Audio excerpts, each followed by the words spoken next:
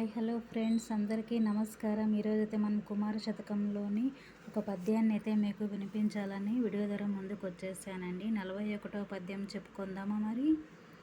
ధరణి జాతములే ఏతరి నెట్లెట్లను ఫలించుదు నగునటు పూర్వాచరణ ఫలంబు ననుభవము గరమనుభవనీయమగునుగాదే కుమారా. ఈ విధంగా మనకు పద్యం అయితే చెప్పబడిందండి. తాత్పర్యం గురించి తెలుసుకుందామా మరి.